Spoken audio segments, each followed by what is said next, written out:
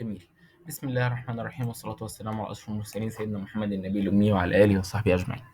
طبعا اتكلمنا التو سيشنز اللي فاتوا عن إيه هو الويب، أو إحنا بنتعامل معاه إزاي، أو إيه الطريقة اللي أنت إيه اللي بيحصل من أول ما أنت بتقول والله أنا عايز أخش مثلا الموقع الفلاني لحد ما الموقع ده بيظهر قدامك على شاشة التليفون أو اللابتوب أو أيا يكن اللي أنت بتفتح من عليه.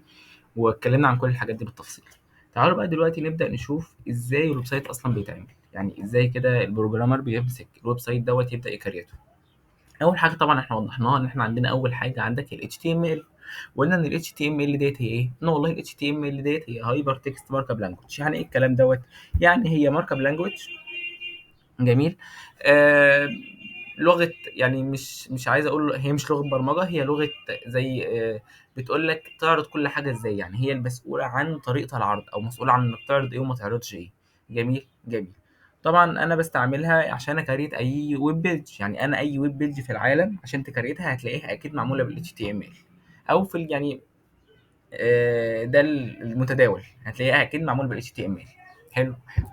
طبعا ال HTML ممكن يكون فيها تكست، ممكن يكون فيها جرافيكس، ممكن يكون فيها ساوند، ممكن يكون فيها فيديو، ممكن يكون فيها اي نوع من انواع الداتا. يعني انا مش معنى ان انا بعمل HTML بيج ان انا يكون فيها كلام بس، لا انا ممكن احط فيها اي حاجه.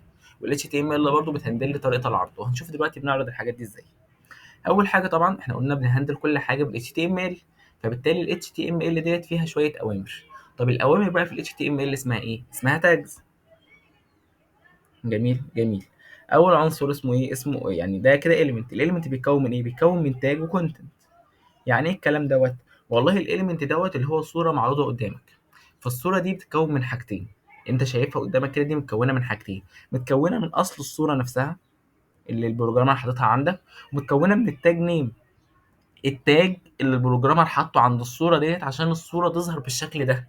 ما هو ممكن لو غير التاج بنفس الصوره تظهر بطريقه تانية خالص. ممكن لو غير التاج نفس الكلام يظهر بطريقه تانية خالص. فكده اي اليمنت، اي حاجه ظاهره قدامك بتتكون من حاجتين: الحاجه اللي ظاهره وطريقه عرضها. حلو حلو. وزي ما وضحنا ان كل اي تاج، او زي ما هنوضح كمان شويه، ان اي تاج بيبقى متكون من جزئين. بيبقى اسم التاج في الاول ما بين انجلر براكتس، وبعد كده اسم التاج في الاخر برضو ما بين انجلر براكتس، بس بنحط قبليه سلاش. واي حاجه في النص ما بين التاج نيم وسلاش تاج نيم، فالتاج ده بيأثر عليها. يعني اي حاجه انا بحطها في النص ما بين التاج وقفله التاج، فالتاج بيأثر عليها. جميل جميل. بس خلي بالك ان مش كل التاجز ليها بدايه ونهايه، في تاجز ملهاش نهايه. زي ما هنشوف برضو كمان شويه ان في حاجه اسمها BR مثلا، او كذا، او اللي هي البريك يعني، او ايا يكن. كمان شويه هنشوف حاجات كتير، او HR مثلا. دي كلها حاجات ملهاش نهايه، وهنشوف بنستعملها في ايه. طيب زي ما وضحنا طبعا ان الويب براوزر هو البرنامج المسؤول عندك انه يعرض لك ال HTML دوكيمنت. انت عندك فايل HTML، فاللي مسؤول انه يعرضه ويوضح لك كل حاجه فيه هو الويب براوزر بتاعك. جميل جميل. بيقول لك بقى ان الويب براوزر دوت ما بيعرضش التاجز هو، ولا بيعرض يعني زي ما وضحنا، انت كل اليمنت بيظهر قدامك بيتكون من تاجز والعنصر الاساسي اللي فيه. هل بقى البراوزر وانت بتشغله بيعرض لك والله يقول لك انت كنت كاتب لي هنا التاج اللي اسمه كذا فانا هعرض لك على الصفحه اسم التاج؟ لا، هو ما بيعملش كده خالص. ما بيعرضش الاوامر، هو بيعرض طريقه التنفيذ اللي الاوامر قالت له عليها. يعني الامر قال له والله حط لي الصوره هنا، فهو هيحط الصوره هنا. لكن هل هو هيظهر لليوزر ان انت قلت له كده، او الامر اللي انت خليته يعمل بيه كده؟ لا، هو ما بيظهرش اليوزر ده. جميل جميل. بعد كده طبعا عندنا ال HTML editor، الحاجه اللي احنا نقدر من عليها ان احنا نكود HTML، او نقدر من عليها ان احنا نعدل في ملفات ال HTML. ودي زي ما وضحنا ان ال HTML ممكن تعدله من على اي تكست editor عادي خالص، سواء بقى نوت او ايا يكن، تقدر تعدله من عليه او تكتب من عليه ملف HTML. في حديثا طبعا في بروفيشنال HTML اديتورز زي مثلا في اس كود، زي ويب ستورم، زي حاجات كتير جدا، برامج مخصصه بقى خلاص للبرمجه باستخدام لغه ال HTML وال CSS وجافا سكريبت وايا يكن كل اللغات الجميله بتاعت الويب ديت. برامج اتعملت خصوصا لدوت، فيها شويه تولز مساعده. جميل جميل. لكن لو انت حاولت تعمل صفحه HTML باي تكست اديتور عندك، هل هيقول لا؟ لا، عادي خالص هيشتغل. حلو حلو. طيب زي ما وضحنا التاجز، قلنا ان التاجز ديت بيبقى هو كي وورد، يعني امر، عباره عن امر ما بين انجلر براكت. جميل. بيستخدم عشان ينفذ حاجه ما، يعني امر محطوط جوه انجلر براكت، البراوزر لما بيقراه فبيعرض لي شيء ما، او بيغير لي طريقه العرض على حسب ايه الامر دوت. والنستد تاجز عندك اللي هو ممكن يكون امر جوه امر، يعني زي ما احنا شايفين هنا الاتش 1 هنا، وقفله الاتش 1 هنا، يعني بدايتها هنا ونهايتها هنا. طيب هل الاتش 1 دي جواها كونتنت بس؟ لا، ده جواها كونتنت وجواها تاج تاني اللي هو الاي، فده كده اسمه نستد تاجز. انا بقول كل الكلام ده ليه في الاول؟ عشان احنا حالا هنتعرض للتاجز ديت عشان نبقى فاهمين احنا بنكتب ايه، او احنا عارفين احنا ايه اللي احنا بنعمله ده. جميل جميل. طبعا ده عندك الاستراكشر الاساسي لاي ويب بيج عندك او اي اتش تي ام ال كود عندك. بتلاقي ان كل طبعا الويب بيجز بتشترك في الاستراكشر ديت. ايه الاستراكشر دي؟ ان انت والله عندك بتبدا ب اتش تي ام ال وتنتهي ب اتش تي ام ال، اللي انت بتقول له اللي في النص ده كده كود اتش تي ام ال. هنا هيد واخره الهيد، وهنقول دلوقتي الهيد ده بيستعمل في ايه، وعندك بادي واخر البادي، ونقول برضو البادي ده بيستعمل في ايه. والله ال HTML زي ما قلنا بيوضح هنا كود ال HTML يبقى مكتوب كله هنا. طيب الهيد ده بيبقى موجود فيه ايه؟ بيبقى موجود فيه الحاجات مثلا زي التايتل. طبعا بيبقى في حاجات تانية هنوضحها قدام لما يجي وقتها. زي التايتل، التايتل ده اللي هو ايه؟ اسم الموقع. الموقع ظاهر اسمه ايه؟ مثلا والله انا بدور مثلا على فيسبوك، فانا بكتب فيسبوك يظهر لي موقع فيسبوك. طيب بيظهر لي كده ايه؟ ناخد مثلا مثال، احنا ممكن نفتح دلوقتي اي حاجه نجرب من عليه مثلا. جميل. لو كتبنا مثلا دلوقتي ميرو مثلا،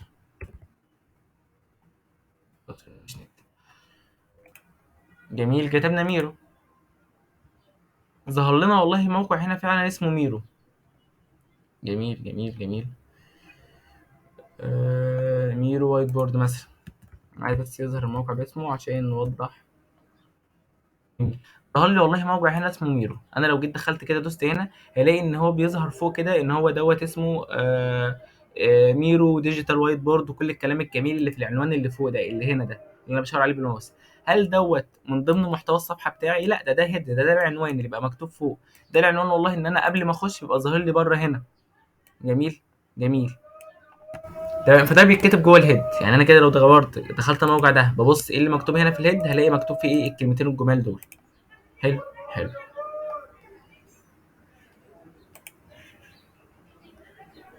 اهو فعلا في الهيد جوه التايتل مكتوب ايه؟ مكتوب الكلمتين الجمال دول. حلو حلو. طيب هل كده بس؟ لا، ده بيقول لك انت كمان عندك حاجه تانية بعد كده اسمها البادي. طب البادي ده اللي هو ايه؟ اي حاجه بقى ظاهره. احنا زي ما فتحنا ميرو كان اسم الموقع فوق، طب في حاجات محتوى كتير في الصفحه تحت، الحاجات دي جايه منين؟ الحاجات دي بقى كلها ظاهره في البادي. كل الكلام ده يبقى مكتوب جوه البادي. حلو حلو. طيب نبدا نخش بعد كده على ال HTML document. يعني انا دلوقتي بعمل فايل HTML، قلنا بنكتب الفايل ازاي. بس هل الويب براوزر اول ما بيفتح الفايل هو عارف ان ده HTML، ولا انا لازم اعرفه في الاول؟ لازم اقول له الدوكيمنت تايب ده بتاعك ايه عشان تعرف تقراه كايه. يعني انا عايزه يقراه ك HTML، فبقول له لو سمحت بكتب له في الاول ان الدوكيو تايب بتاعك HTML. حلو حلو. هنلاقي دلوقتي هنا بالتفصيل يعني ايه الدوكيو تايب دوت ديكلاريشن بتستعمل في ايه. والله احنا قلنا الدوكيو تايب دوت بنكتبها بس عشان نوضح لليوزر، او نوضح للبراوزر ان ده فايل اتش تي ام ال. اول ما تلاقي الكلمه دي هنا فخلاص اتعامل مع كل اللي جاي على انه كود اتش تي ام ال. حلو. دور بقى على التاجز واقرا التاجز وكل الكلام الجميل دوت. الدوكيو تايب اتش تي ام ال دي تتكتب في الاول قبل كل الكلام دوت، يعني قبل الكلام ده كله بكتبها هنا كده. حلو. وبدايه من HTML5 اللي هي اخر نسخه ال HTML اللي بنكتبه بالشكل دوت. لو عايز بقى تشوف النسخه القديمه كنا بنكتبه ازاي وكل الكلام الجميل، في لينك هنا في السلايدز تقدر تدخل عليه. طبعا السلايدز ولينكات السلايدز وكل حاجه بتلاقيها موجوده تحت في الديسكربشن. جميل جميل. تعالى بقى ايه، خلاص نسيبنا بقى من الكلام الكتير، نبدا بالفعل الشغل العملي بتاعنا. اول حاجه تعالى كده نفتح عندنا اديتور عادي خالص. انا فتحت بي اس كود، ممكن تفتح اي حاجه عادي. هنعمل نيو فايل. جميل جميل. هعمل النيو فايل ده فين؟ تعالى الاول نعمل اوبن فولدر مثلا، ونختار مكان نحط فيه نسيف في كل الحاجات بتاعتنا دي. فانا هاخد مثلا هنا في الدوكيمنت هعمل هنا نيو فولدر واسميه مثلا، نسميه اي حاجه، نسميه مثلا ويب. جميل جميل. انا دلوقتي في عندي هنا فايل هعمل والله، هفتح الفايل الفولدر دوت. جميل. انا كده كريت فولدر عادي خالص اللي انا هشتغل فيه. حلو حلو. في الفولدر دوت هعمل فايل هنا واسميه مثلا ايه HTML او index دوت HTML. جميل جميل. فانا زي ما وضحنا سمينا اندكس عادي خالص اللي هو الفايل الاساسي اللي هكتب فيه كود ال HTML بتاعي، وعملت له دوت HTML اللي هو دوت والامتداد بتاعه HTML ده فايل HTML الجهاز بتاعك بيقراه على انه HTML. طيب زي ما احنا وضحنا دلوقتي اول حاجه بنكتبها هي ايه؟ اول حاجه بنكتبها الدوك تايب. طبعا هو دوك تايب HTML ليه؟ عشان ده كود زي ما وضحنا HTML. حلو حلو. طيب بعد كده بنكتب ايه؟ بعد كده بنبدا نحدد تاج ال HTML عشان نقول له والله ايه؟ اي حاجه هتتكتب عندك دلوقتي فده ايه؟ فده كود HTML. طيب بعد كده طبعا لو تاخدوا بالكم فانا بقى اول ما بكتب التاج بيكمل لوحده وبينزل لوحده وكده، كل الحاجات دي بقى ايه؟ هي دي الفيوتشرز اللي في البروفيشنالز HTML اديتورز. دي حاجات ما بتبقاش موجوده في التكست اديتور، بتكتبها انت كلك بايدك، يعني بتكتب كل حاجه بايدك، مفيش حاجه بتساعدك. بس هل معنى كده ان انت لو كتبت على تكست اديتور غلط؟ لا بالعكس، عادي خالص، هتتعود وهتشتغل وعادي جدا. ده بس اختصارا للوقت بنتعامل على بروفيشنالز اديتورز زي في اس كود. طيب قلنا بعد كده بعد ما بنكتب HTML بنكتب ايه؟ بنقول له والله احنا عندنا حاجتين اساسيين، عندك الهيد، جميل، وعندك ايه بعد الهيد؟ وعندك البادي. طيب هل الهيد بيتكتب جوه البادي؟ لا، احنا الهيد لوحده والبادي لوحده. جميل. يعني ايه الكلام دوت؟ يعني الهيد كله طبعا كل الحاجات دي بتتكتب جوه ال HTML تاج. يعني اي حاجه من الحاجات دي بتتكتب جوه تاج ال HTML، بيتكتب جوه الهيد ويتقفل وبعد كده البادي ويتقفل. جميل جميل. جوه الهيد نفسه بكتب ايه؟ بالتايتل.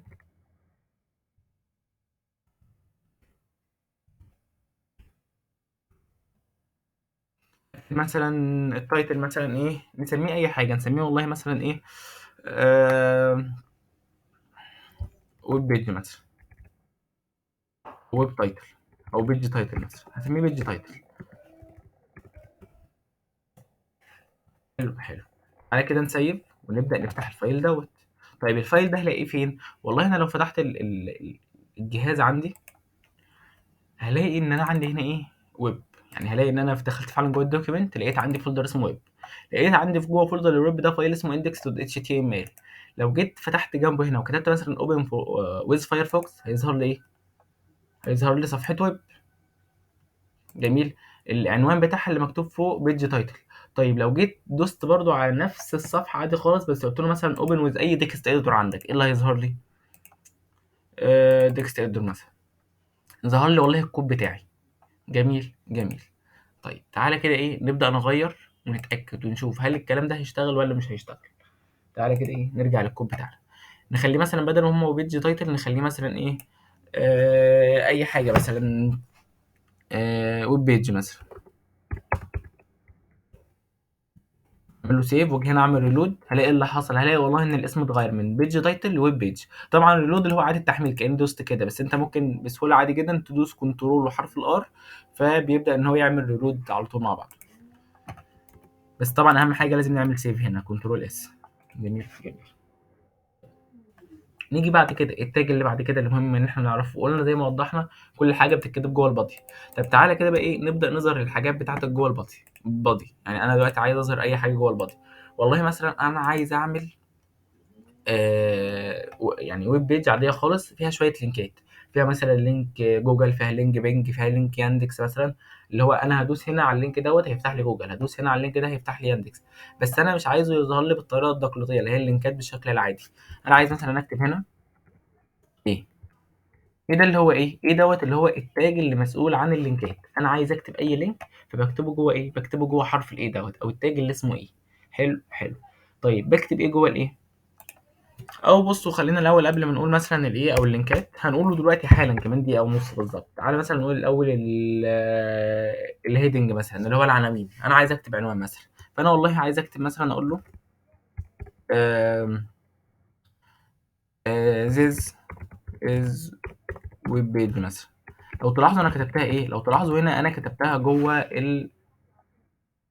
عايز اظهر بس الصفحه بتاعتي، كتبتها جوه البادي ففعلا ظهرت في قلب الصفحه.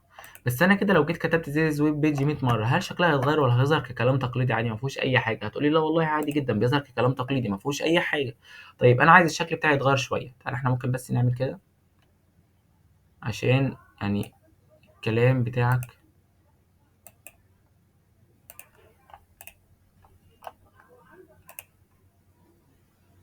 ثانيه واحده.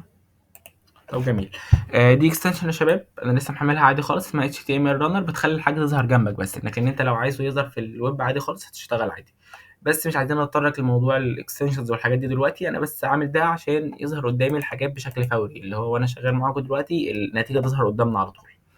طيب، فانا والله دلوقتي بيقول لي سيتيز ويب بيج، لو كده كتبت تحت هنا سيتيز ويب بيج برضه، ايه اللي حصل؟ هلاقي ان الكلام ظهر جنب بعضه، والله ظهر هنا ذيز ويب بيج ذيز ويب بيج، مفيش اي حاجه، مفيش اي تنسيق، مفيش اي كلام. فانا والله طب ايه رايك بقى ان انا مثلا ايه عايز اكتب، يعني هل ده كده شكل منطقي، ولا انا مثلا عايز اخلي ده لوحده وده لوحده، ده بخط وده بخط؟ فاول حاجه عندي ان انا لو عايز اكتب الحاجات بانواع خطوط مختلفه او باحجام مختلفه، هستعمل ايه؟ هيقول لك والله ان انت عندك حاجه، تعالى كده نقفل دي الاول. عندك حاجه بسيطه جدا، تاجز مسؤول عن الكلام دوت، اللي هي الهيدنج دي اللي هو ايه؟ انا بكتب له مثلا H1. حلو حلو. بكتب له سيتيز ويب بيج.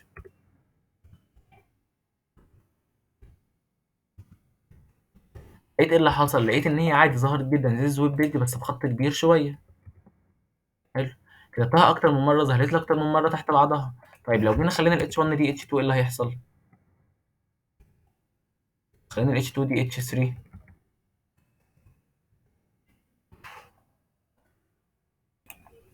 لقيت والله انها عادي جدا ظهرت. طبعا انا هنا بس غيرت طريقه العرض مش اكتر، انا بحاول بس يعني اجيب انسب طريقه وبشوف انسب طريقه عشان يبقى الكلام واضح بس قدامكم. طيب لقيت ان هي فعلا عادي ظهرت خالص، كل واحده بتطير لوحدها طبعا عشان دي تاجز مختلفه. جميل. طبعا دوت بخط كبير، ده بخط اصغر، ده بخط اصغر، يعني معنى كده ان انا كل لما بزود الرقم اللي جنب الاتش الخط بيصغر اكتر. يعني لو خليت دي اتش 4 ودي اتش 5 ودي اتش 6 مثلا. حلو حلو، بس طبعا ايه هنعدل برضو النهايه، لان البدايه لازم تكون زي النهايه ولا بيبقى نفس الاسم. حلو حلو، تعالى كده نعمل ريلود هنا. لقيت ان والله ان هي فعلا ظهرت الجمله 6 مرات، كل مره بخط اصغر من الخط اللي قبله. جميل جميل. فده كده والله عندي ايه، ده كده احجام مختلفه للعنوان بتاعي، ده هيدنج عنوان. فانا والله ممكن اخلي العنوان بالحجم الكبير خالص، ممكن اخليه بحجم اصغر، حجم اصغر، حجم اصغر، لحد اصغر حجم عندي اللي هو الاتش 6. جميل جميل. بعد كده عندنا ايه؟ بعد كده عندك والله احنا قلنا ده عنوان. طب انا عايز اكتب تحت العنوان ده باراجراف عادي جدا، يعني عايز اكتب تحت كلام بقى، شويه كلام. استعمل ايه؟ هيقول لك والله بتستعمل عندك هنا حاجه تانية خالص. تعالى الاول نعمل هنا ايه. تعمل عندك تاج تانية خالص اسمها باراجراف. باراجراف هتتكتب بحرف البي. جميل. وتكتب هنا بقى كل الكلام اللي انت عايزه، يعني ممكن اكتب مثلا هنا this باراجراف مثلا. جميل in my web page مثلا. اي كلام بقى في النص يعني وعادي. ولو جينا عملنا هنا سيف وعملنا ريبوت هنلاقي فعلا ان الكلام ظهر بخط مش بولد زي العادي، يعني ال H1 او الهيدنجز بيبقى ظاهر بخط بولد اللي هو خط واضح لان ده عنوان، لكن هنا الباراجراف عندي بيبقى ظاهر بخط طبيعي عادي جدا.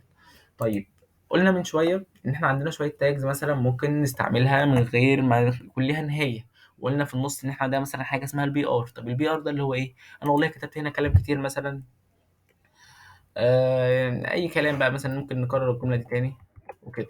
لو جينا عملنا هنا سيف وعملنا ريلود هنلاقي ان الكلام ظهر جنب بعض. ليه؟ لان ال HTML ما بيعترفش بالمسافات اللي انت حاططها دي، هو ملوش علاقه بيها، لازم انت توضح له تقول له سيب لي مسافه هنا. فانا لو عايزه يسيب لي مسافه اعمل ايه؟ بعمل تاج والله هنا اسمه بي ار بريك، اللي هو اختصار لبريك. بقول له ايه؟ بقول له والله هنا سيب لي مسافه. انا لو جيت عملت سيف وعملت ريلود هنا، ايه اللي حصل؟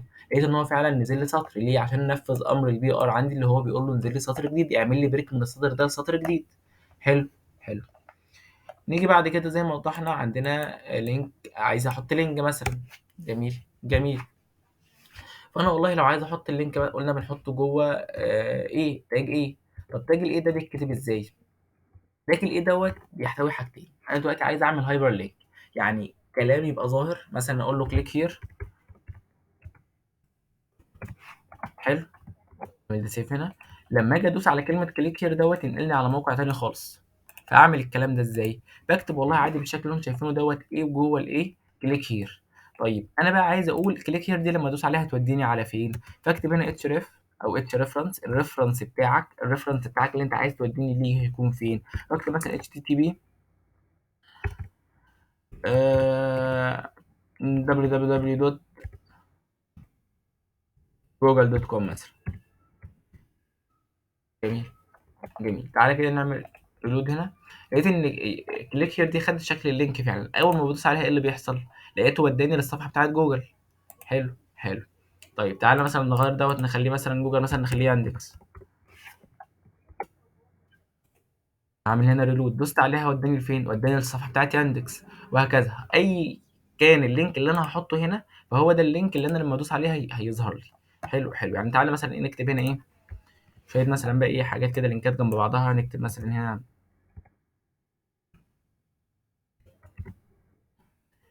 مثلا ال href عندي هيكون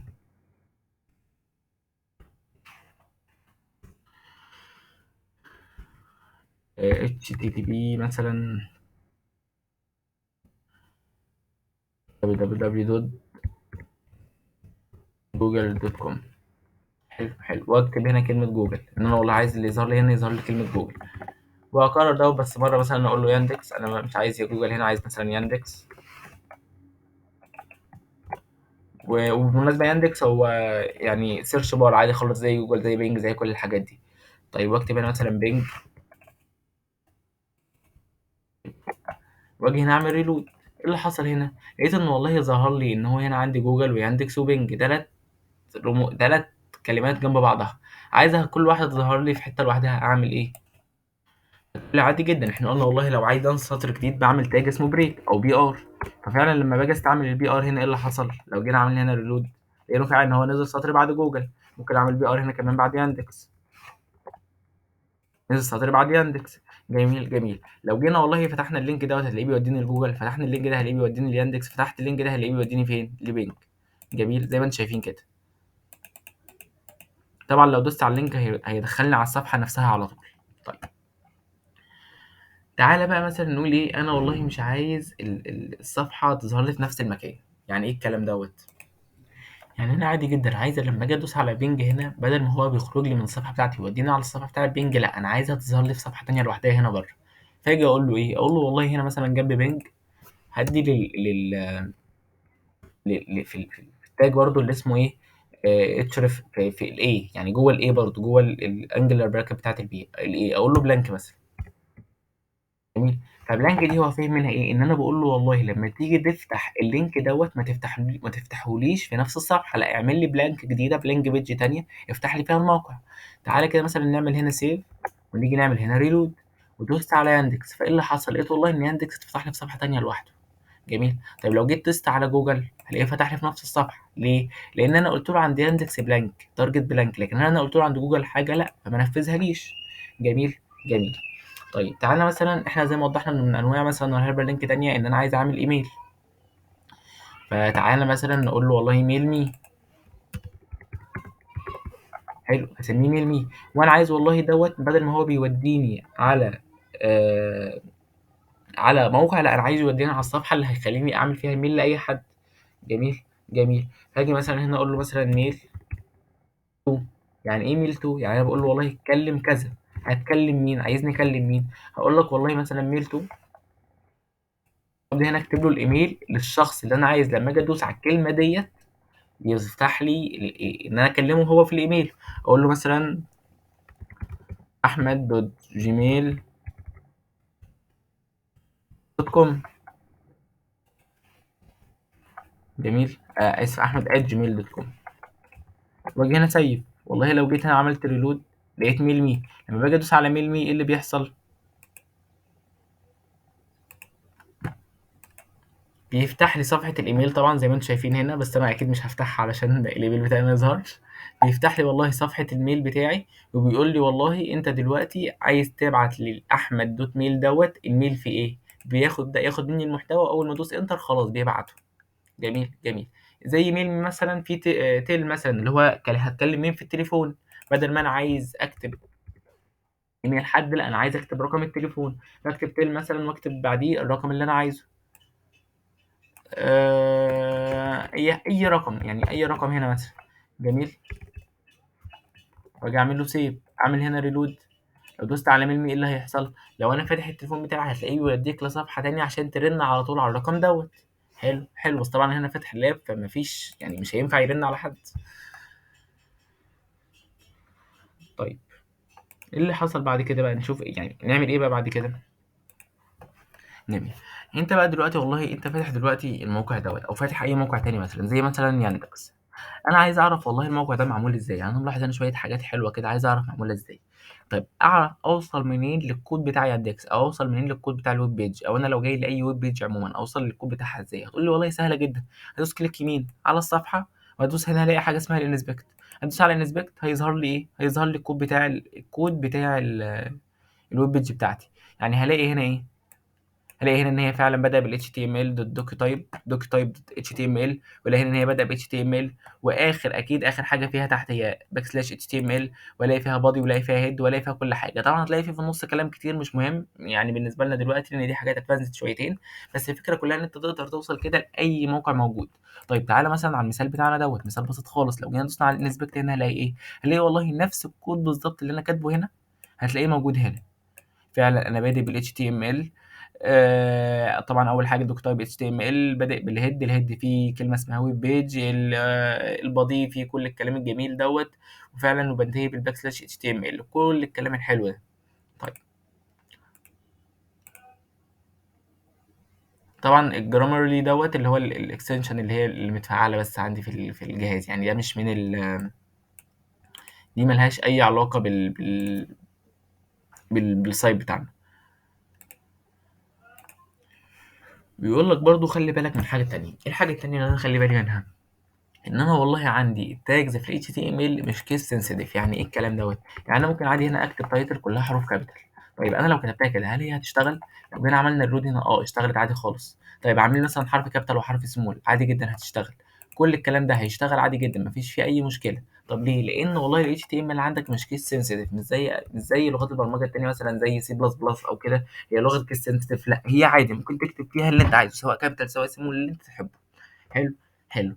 بيقول لك برضو خلي بالك من حاجة تانية ان في بعض التاجز ممكن لو انت ما قفلتهاش برضو بصورة طبيعية عادي خالص. يعني ممكن مثلا نقول له تيزيز بي مثلا، وكي هنا اكتب له بي تانية.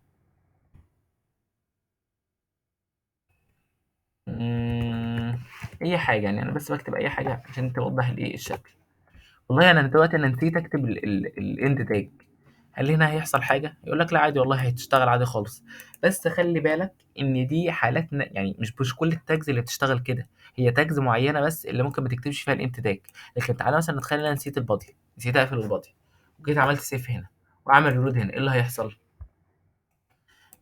جميل. اشتغل برضه عادي خالص. ليه؟ لان دي تاجز عادي ممكن ما تتقفلش. هو فاهم لوحده ان انا خلاص ما طالما بدات بادي يبقى انا اكيد هقفل البادي يعني مش محتاجه. جميل جميل. بس تعالى مثلا نتخيل ان انا هنا بعمل ايه، اللي هو اللينك عادي خالص، واكتب في الايه مثلا اي حاجه. ايه href مثلا www.google.com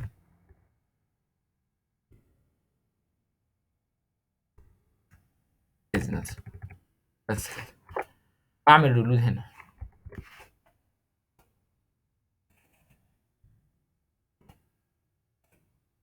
هلاقي هنا ايه اللي حصل؟ هلاقي والله ان حصل تداخل ما بين التاجز وبعضها. يعني انا عايز اخلي جوه الايه از بس لقيته لا خد الاز وخد التيتانيو او الكلمه اللي انا ما اعرفش انا كاتبها مش عارف معناها ايه يعني.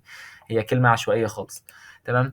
طيب فهنا ايه اللي حصل؟ هلاقي والله ان انا عندي هنا ده اللينكين الاثنين لهم علاقه بنفس اللينك، الاثنين مرتبطين بنفس الشيء. جميل جميل.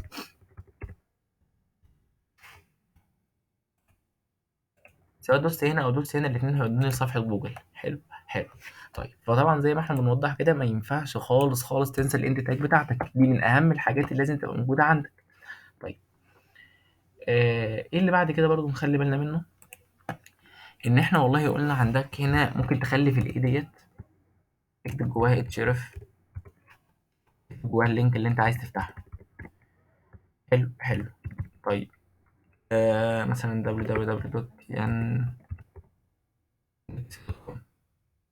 حلو حلو. تخلي جواه تارجت مثلا تخليه بلانك.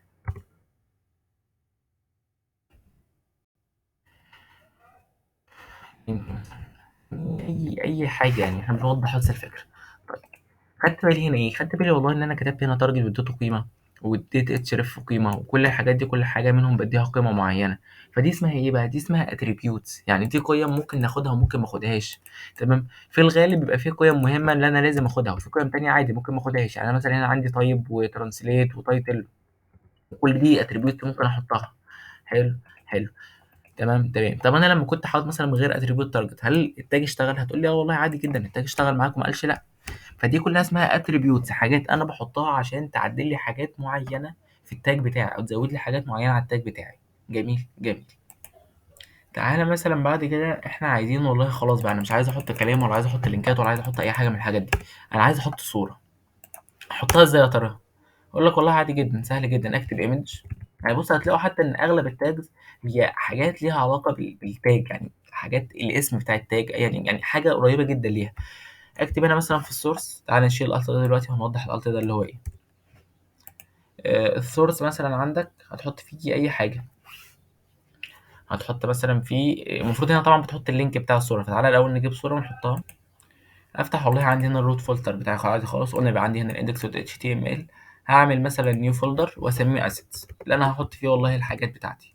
في الاسيتس دوت هحط فيه الصوره اللي عندي. انا كده عندي صوره هنا اهي. حلو. طيب هقفل. هلاقي الصوره برضو سماعتي هنا عادي خالص موجوده. هاخد اللينك بتاعها. انا اللينك بتاعي فين من الاندكس دوت اتش تي ام ال؟ يعني انا لو واقف دلوقتي عند الاكس دوت اتش تي ام ال وعايز اروح للصوره، هعمل ايه؟ هتقول لي والله اول حاجه هتعملها انك تروح للاسيتس، وبعد ما تروح للاسيتس هتلاقي الصوره واسمها ده. جميل. طيب تعالى كده نسيب هنا ونبدا نعمل كده. هنا هلاقي ايه؟ هلاقي والله ان الصوره ظهرت، بس طبعا زي ما انتم شايفين ايه، الصوره حجمها كبير جدا. فعايز مثلا اصغرها اكبرها. هيقول لك والله ان عادي جدا، في عندك اتريبيوت مثلا اسمه ويتس، هديله مثلا 100. جميل. 100. مثلا الهاي اديله 100 برضه، واعمل سيف واجي هنا اعمل ريلود. فلقيت ان هي ايه، خدت ويتس 100 بكسل وطول 100 بكسل. عايز اكبرها شويه 500 و500 مثلا. لقيت انا كده بتحكم، انا اللي بتحكم في السايز بتاعها 500 و800، او خليها 700.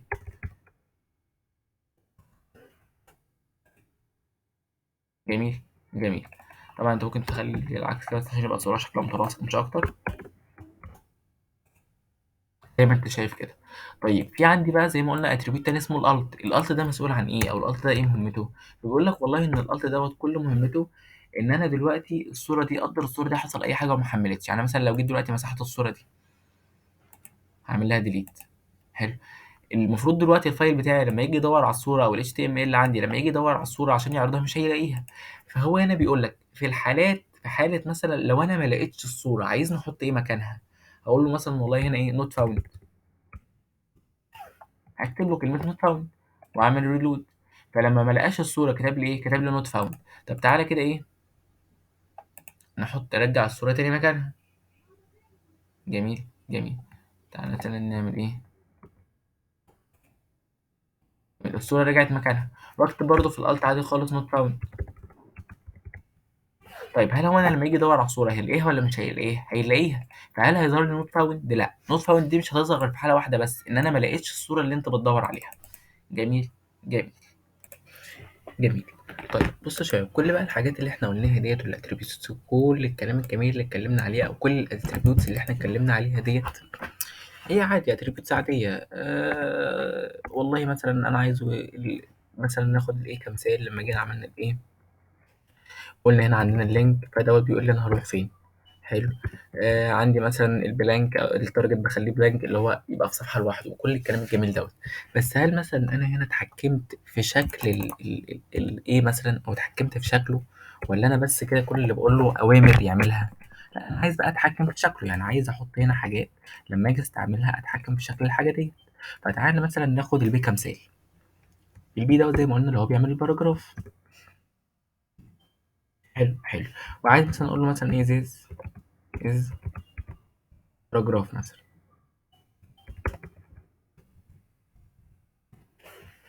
حلو. هلاقي عادي جدا ظهر لي مسج باراجراف على شكل باراجراف. طيب انا عايز بقى اعدل الستايل بتاعه، عايز اغير شويه حاجات كده. فاجي هنا والله اقول له ستايل اتريبيوت. جميل. واجي اقول له مثلا والله انا عايز الكالر بتاعك مثلا يكون ايه، الكالر بتاعك مثلا يكون بلو. لو جينا هنا عملنا سيف وعملنا ريلود هنا هلاقي ايه؟ هلاقي ان فعلا اللون اتحول الازرق. اجي مثلا اخليه اقول له لا والله خليه لي ريد، سيف. اجي هنا هلاقيه اتحول الاحمر. ايا يكن اللون اللي هحطه هنا فهو هيظهر لي فين؟ في اليمه التانية. جميل جميل. ده شكل بسيط من اشكال الستايل اتريبيوت، يعني ده كده ستايل اتريبيوت بياخد هنا شويه حاجات.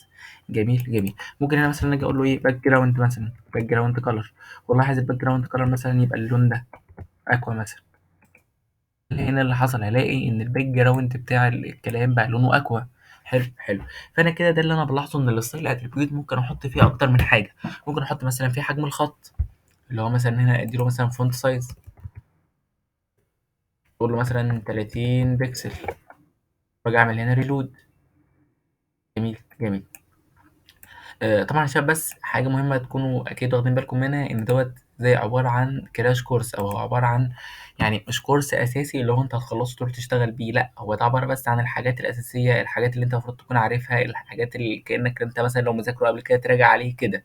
تمام. يعني احنا ما بنتطرقش لكل حاجه في اللغه، احنا بنتطرق للحاجات المهمه جدا بس فيها.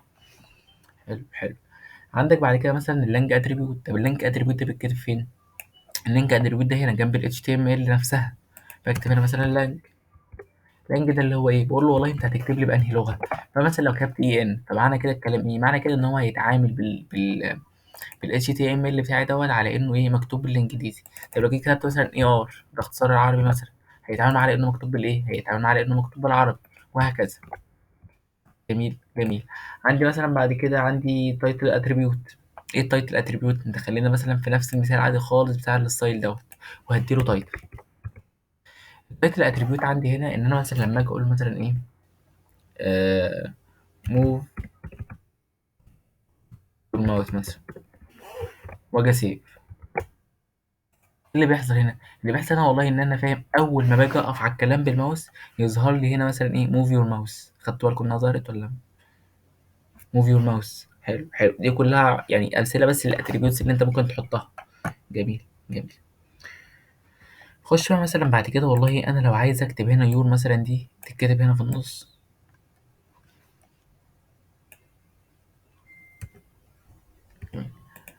عايز اطبع مثلا هنا ايه؟ دبل كوتس. هل هيبقى فيها اي مشكله؟ لا عادي خالص هتطبع، لانها جوه باراجراف، اي حاجه جوه الباراجراف تطبع زي ما هي. حلو حلو. طيب تعالى مثلا انا عايز والله اعمل التايتل دوت اطبع جواه نفسه دبل كوتس، يعني عايز اكتب ده كده جوه دبل كوتس. فايه اللي حصل؟ اداني هنا ايه؟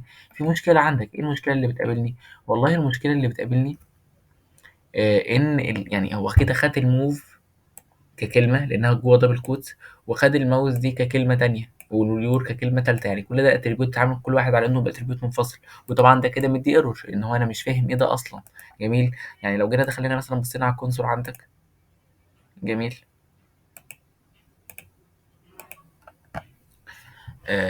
طبعا لو في ايرور في الجافا، أو بس في مقدمة يعني هنقول الحالات اللي بيظهر فيها الايرورز في الكونسول بتاعتك.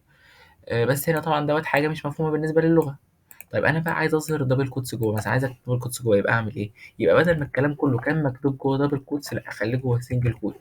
فلما كان لما كتب جوه سنجل كوت هو فهم كده ايه؟ ان انا والله لو عايز اكتب دبل كوتس في النص عادي جدا، اكتب براحتك بقى، تقدر تكتب 1000 مره. فعلا لما جيت دوست هنا لقيت الدبل كوتس بتاعتي اتكتبت عادي خالص وظهرت زي ما هي. حلو حلو. هكتب مثلا هنا اي حاجه بقى في النص، تظهر عادي خالص زي ما هي. حلو حلو. طيب ناخد مثلا مثال بعد كده. ماشي. الاتش ار مثلا، احنا قلنا والله احنا عندنا حاجه اسمها الاتش ار. طب الاتش ار ده اللي هو ايه؟ تعالى مثلا نكتب هنا اي كلام. وليكن مثلا نكتب ايه؟ this is paragraph مثلا. هنا في النص اتش ار، او اللي هي اختصار هوريزونتالي. يعني ايه بقى الكلام دوت؟ اتش ار او هوريزونتالي اللي هو بقول له ايه؟ بقول له اظهر لي خط بشكل افقي ما بينهم. يعني أنا كده هنا قلت له ايه؟ اظهر لي والله خط هوريزونتالي. اتش ار دي معناها هوريزونتالي، اللي هو خط بطول الشاشه او بعرض الشاشه، زي ما انتم شايفين كده. طيب الخط طبعا ده برضه ممكن نديله ستايل وممكن نغير فيه. كولر مثلا هو برضه. لو جينا هنا عملنا ريلود لقينا فعلا ان لون الخط اتغير وكل الكلام الجميل دوت. حلو حلو. طيب جميل جميل. طيب بعد كده مثلا تعالى نتخيل ان احنا بنكتب باراجراف عادي خالص، وعايزين مثلا نكتب هنا ايه؟ قصيده. وليكن ناخد القصيده دي على سبيل المثال. مش مهتمين بترجمتها ولا مهتمين بأي حاجة بس غير إنها مكتوبة. طيب لو جينا عملنا هنا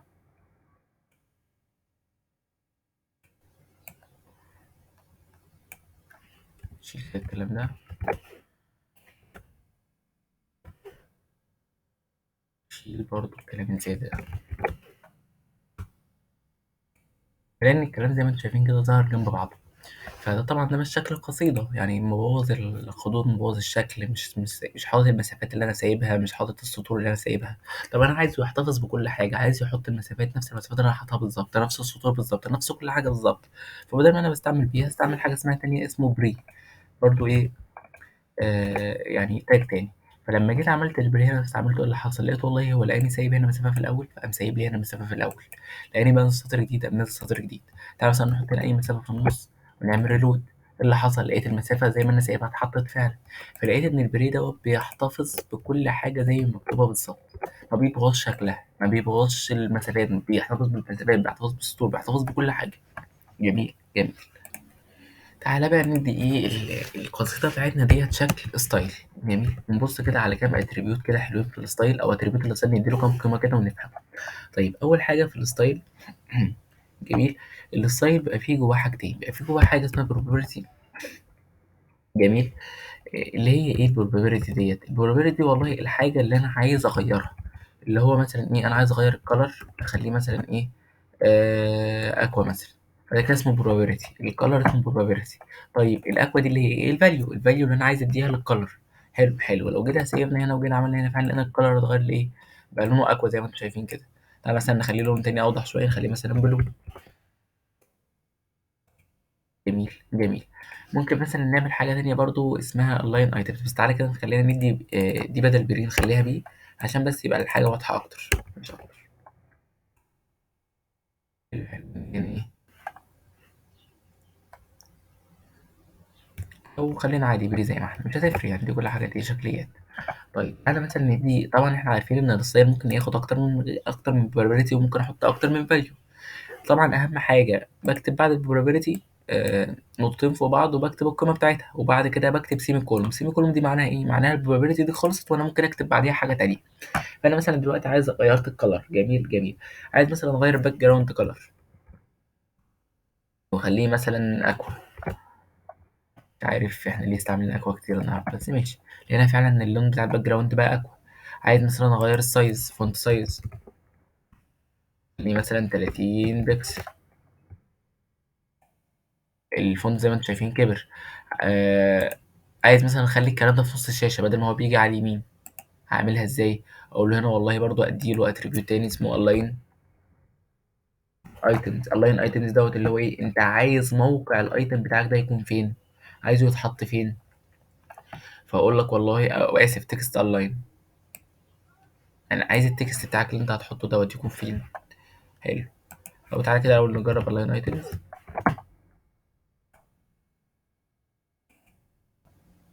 تعالى بقى نرجع دي، بدل ما هي align items نخليها تكست align. وزرون هي دي كل حاجه دي تمام. زي ما انتم شايفين الكلام اتنقل فين بقى، في نص الايه بقى، في نص الصفحه. طب تعالى كده مثلا نخليه بدل ما هو سنتر نخليه ليفت. ايه اللي حصل؟ بقى فعلا على شمال الصفحه. طب نخليه رايت، الكلام بقى فين؟ بقى على يمين الصفحه. جميل جميل، احنا عايزينه سنتر.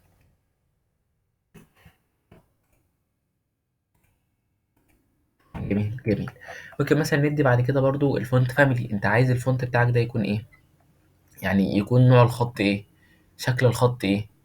حلو حلو. فممكن اديله هنا مثلا فونت فاميلي. تعالى مثلا نصغر دي تاني ونشيل الالاين، التكست الاين بس عشان يظهر لي في المكان الطبيعي بتاعي. التغييرات اللي انا بعملها تظهر قدامي بس على الشاشه. جميل. عايز والله مثلا الفونت فاميلي بتاعك تكون ايه، والله دي كلها فونتس مدعومه، ممكن تضيف فونت عادي خالص زي ما هنشوف كمان شويه. طبعا لو تاخدوا بالكم الستايل، اي حاجه هنا بنكتبها في الستايل فده عباره عن حاجات ليها علاقه بالسي اس اس، دي حاجات ليها علاقه بالسي اس اس، وهنشوف برضو قدام شويه ليه ازاي احنا بنكتب هنا دوت، وازاي بنتعامل معاه، وازاي نعمل سي اس اس فايل خارجي، وكل الكلام الجميل ده. تعالى مثلا نختار الخط ده مثلا، لقيت فعلا شكل الخط اتغير. جميل جميل. فاحنا كده فهمنا ان دي كلها ستايلز اتريبيوت، ده كل حاجات نقدر نحطها في الستايل اتريبيوت. جميل جميل. ممكن برضو حاجات تانية احطها في التكست زي ايه؟ زي مثلا والله ان انا ممكن اخلي التكست ده بولد. يعني ايه بولد؟ بولد اللي هو يعني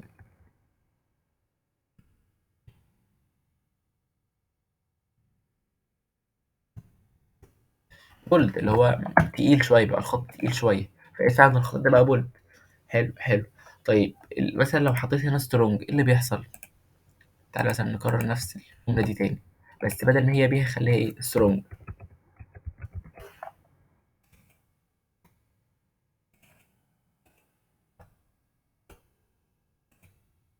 عادي جدا اتعمل لها بولد برضه، بس ايه الفرق هنا بين البولد والسترونج؟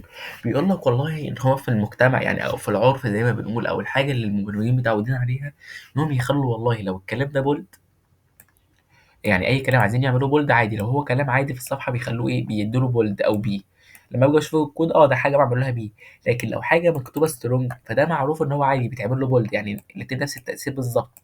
بس ايه الفرق بقى الاساسي اللي ما بينهم؟ الفرق الاساسي اللي ما بينهم ان السترونج لما انا اجي اقراها واخلي بالي ان التاج مكتوب هنا سترونج، فانا كمبرمج اخد بالي ان الجمله دي مهمه، الجمله دي لازم احافظ عليها، الجمله دي ما ينفعش ان انا اشيلها، بيبقى زي تنبيه ليا مش اكتر. طيب نفس الفكره برضو في الايتاليك او الخط المائل. تعالى مثلا نعمل دي ايتاليك.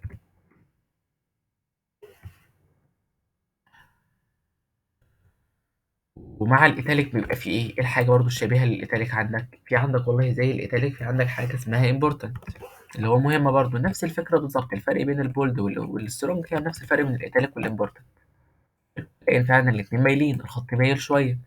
طيب في عندي ايه تاني؟ في مثلا عندي مارك، بعمل مارك للتكست. إيه الكلام دوت؟ هنشوف كل ده دلوقتي.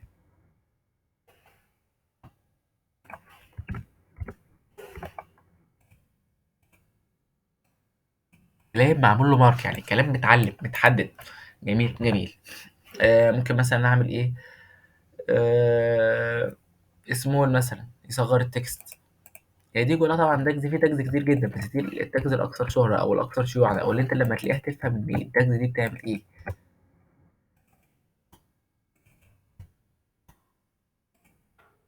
خط مكتوب بخط اصغر. حلو حلو. في عندي مثلا بعد كده عندي حاجة اسمها ديل او الديليت. الديليت ده اللي هو ايه؟ فالخط زي ما تقول كده متشخبط عليه. يعني ايه متشخبط عليه؟ هنشوف دلوقتي حالا. الخط محطوط عليه خط، اللي هو كأنه ممسوح، يعني هو كلام مهم.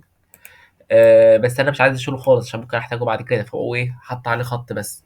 جميل جميل. ان انسيرت مثلا.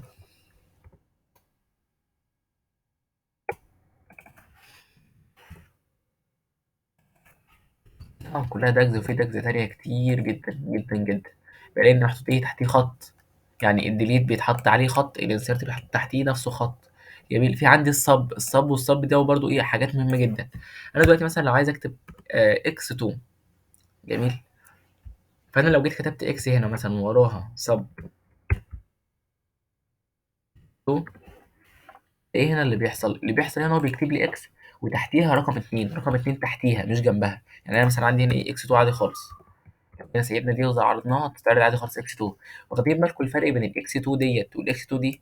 الاتنين هنا تحتها شويه. لكن تعالى مثلا لو انا بعمل معادله عايز اكتب اكس اس 2 مثلا، فبكتب اكس برضه.